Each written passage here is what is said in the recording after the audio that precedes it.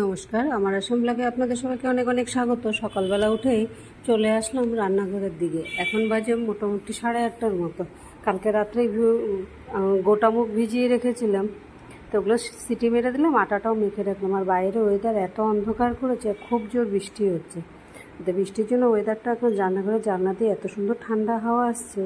তাই একদিকে তো আমাদের ভালো যে 3 তলায় জল টল ওঠে না, কিন্তু যেসব এরিয়াতে জল ওঠে ওইসব এরিয়ার অবস্থা খুব খারাপ। যেমন শিলচর, করিমগঞ্জ, তারপরে গুয়াহাটিরও আশপাশ যেগুলো এরিয়া আছে ব্রহ্মপুত্রের আশেপাশে, সমস্ত জায়গায় জল উঠে গেছে বেশিরভাগ। এমনকি মালিগাঁও যে ফ্লাইওভারটা, কামাখ্যায় যে থেকে মালিগাঁও ফ্লাইওভারটা পড়ে, ওর নিচে দিয়েও জল, মানে হাঁটু সমান জল হয়ে গেছে, এত প্রচণ্ড জল। তা করার কিছু নেই, যখন প্রকৃতির সাথে লড়ে উঠতে আর কেউ পারবে না। এখানে এখনো পেঁয়াজ কেটে রেখেছি, পেঁয়াজ টমেটো সব দিয়ে মশলাপাতি দিয়ে এবার কষিয়ে নিলাম।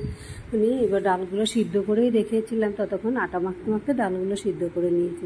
এখন তো আগে লঙ্কা ছাড়াটা আগে উঠিয়ে নিয়ে তারপরে আমাদের লঙ্কা মিশাবো, এখনও লঙ্কা দিইনি। তাই ডালগুলো সিদ্ধ করে নিয়ে দিয়ে এবার লঙ্কা ছাড়াও একটু ফুটে উঠুক, তারপরে লঙ্কা ছাড়া উঠাবো। তারপর আমাদেরটা একটু শুকনো লঙ্কার গুঁড়ো আর একটু কাঁচা লঙ্কা কুচিয়ে দিয়ে একটু মিষ্টি দিয়ে মেশাবো। তো হয়ে গেছে মোটামুটি লঙ্কা ছাড়াটা উঠিয়ে নিয়ে তারপর আমাদেরটা করবো। সকালে জল খাবারে তাই আজকে এটাকেই দিয়ে টিফিনেও দিয়ে দেবো, আমরাও খেয়ে নেবো। তাই রোজকার ঘরে খাওয়া হলে যে কোনো কিছু দিয়ে খাওয়া হয়ে যায়, বা বেগুন ভাজা একটু আলু ভাজা করে নিলে খাওয়া হয়ে যায়। কিন্তু টিফিনে যখন দিতে লাগে তখন কি দেবো সেটা নিয়ে একটা বড় ঝামেলা থাকে সকালবেলা। রাত্রেবেলা যদি মটর, চানা বা রাজমা কিছু ভিজিয়ে রাখি তো সুবিধা, যদি কোনোদিন রাত্রে ভিজাতে ভুলে যায় তখন সকালবেলা উঠে বিপদে পড়ে যাওয়ার মতো অবস্থা হয়ে যায়। এখন দেখতে তরকারির কালারটা একটু গতি লাগছে লঙ্কার গুঁড়ো আর একটু মিষ্টি দেওয়ার পরে। এবার একটু জল দিয়ে এবার ফুটিয়ে নেবো। একই তরকারিকে অনেকবার ফুটাতে হয় লঙ্কা ছাড়া লঙ্কা দেওয়ার জন্য।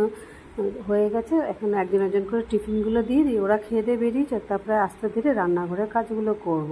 তা বেশি আজকে সেরকম ঝামেলার কিছু নেই, রান্নারও সেরকম ঝামেলা নেই, সেই জন্য আর এত হুলস্থুল করবো না। জলখাবার খেয়ে এসে ঘরের ঝাড়ু মোচাস কিছু করিনি আজকে, সমস্ত করে লাস্টে 12টা-1টার দিকে রান্নাঘরে আসবো।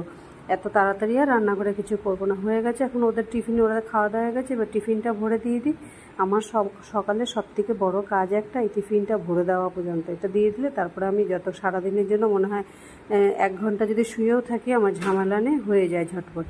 যাক, আজকের মতো এখানে ব্লগটাকে শেষ করছি। দুপুরের রান্নার জন্য এখানে ডাল সিদ্ধ করব, আলু সিদ্ধ করব, আর ভেন্ডি ভাজা, বেগুন ভাজা লঙ্কা ছাড়া লোকের জন্য। আর আমার কালকে কিছু তরকারি আছে, ওগুলো দিয়ে হয়ে যাবে। বাসনপত্র ধুয়ে সব রেডি করে গেছি কি, এবার দুপুরবেলা খাওয়া দাওয়াটা হয়ে গেলে রাত্রেবেলা এসে এবার রুটি আর তরকারি নিয়ে বসে গেলাম। অনেক দিন পরে রাত্রের তরকারিটা খেলাম। আজকের মতো ব্লগটাকে এখানে শেষ করছি। 15 দিন পরে রাত্রের খাবার খাচ্ছি।